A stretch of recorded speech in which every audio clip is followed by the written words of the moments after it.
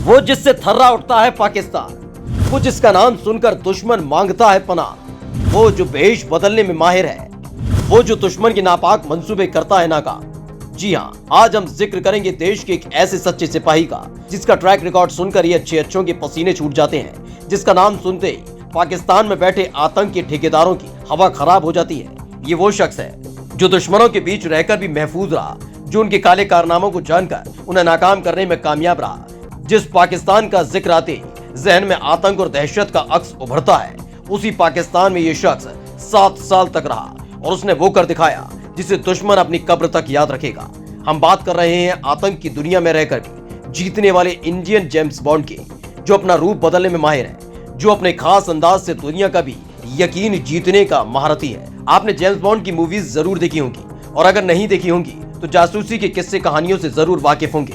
लेकिन अगर हम आपको कहें कि जासूसी की दुनिया का एक ऐसा ही बादशाह असली जेम्स बॉन्ड आपके अपने देश में है, तो आप जरूर हैरान हो जाएंगे। लेकिन ये 100% सच है। आज ऐसे ही इंसान की जिंदगी के कुछ पहलू हम आपके सामने रखेंगे। हम बात कर रहे हैं हमेशा जीतने वाले अजीत की, देश की NSA अजीत डोभाल की।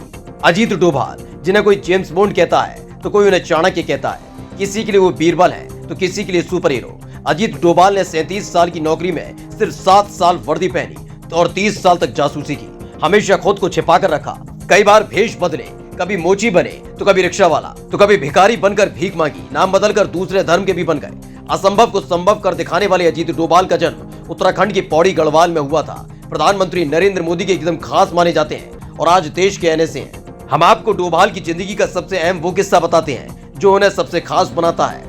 बात 70 के दशक की है, जब पाकिस्तान परमाणु परीक्षण की तैयारी कर रहा था। इसको लेकर कोई पुख्ता जानकारी भारत के पास नहीं थी, लेकिन इतनी बड़ी जानकारी जुटाने की जिम्मेदारी मिली अजीत डोभाल को। डोभाल पाकिस्तान गए और सबसे पहले उस इलाके को खोजा जहां इसकी तैयारी चल रही थी। सेंटर के बाहर बैठकर भीख मांगना शुरू कर दिया। उन्होंने वो जगह भी ढूंढी जहां उस सेंटर के वैज्ञानिक बाल कटवाते थे। उन्होंने बालों का सैंपल इकट्ठा किया और उसे भारत भेजा। बालों का परीक्षण हुआ और उसमें रेडिएशन पाया गया, जिससे पता चला कि पाकिस्तान परमाणु परीक्षण की तैयारी कर रहा है। वहीं केरल में एक जगह पर दंगा हो गया। जो पुलिस अफसर थे वो हालात को संभाल नहीं पा रहे थे, तब वहां डोभाल को भेजा गया।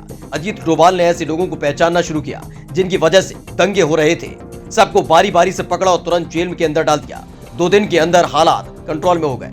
80 के दशक के अंत में जब कश्मीर आतंक से झुलस रहा था और हालात बेकाबू होते जा रहे थे, तब डोभाल को वहां भेजा गया। डोभाल पहुंचे और आतंकियों के गढ़ में जाकर लोगों को पकड़कर ब्रेन वॉश करना शुरू किया। उसके बाद उससे मुलाकात की और समझाया, साथ ही उससे कई महत्वपूर्ण जानकारी जुटा ली। बाद में उसी आतंकी ने पाकिस्तान के खिलाफ मोर्चा खोल दिया। ये डोभाल ही थे जिनकी वजह से 1996 में कश्मीर में विधानसभा चुनाव कराने का रास्ता साफ हो सका।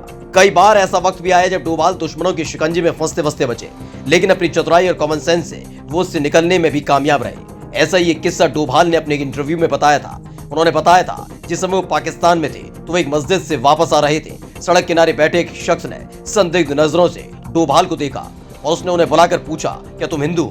तब डोभाल ने इनकार कर दिया, जिसके बाद वो शख्स डोभाल को एक कमरे में ले गया और कहा, तुम हिंदू हो क्योंकि तुम्हारे कान छेदे हुए हैं। तब डोभाल ने संयम का परिचय देते हुए कहा कि उनके काम बचपन से ही ऐसे हैं। जिसके बाद उस शख्स ने उन्हें सलाह दी कि वो प्लास्टिक सर्जरी करवा लें, वरना पाकिस्तान में उनका रहना मुश्किल हो जाएगा।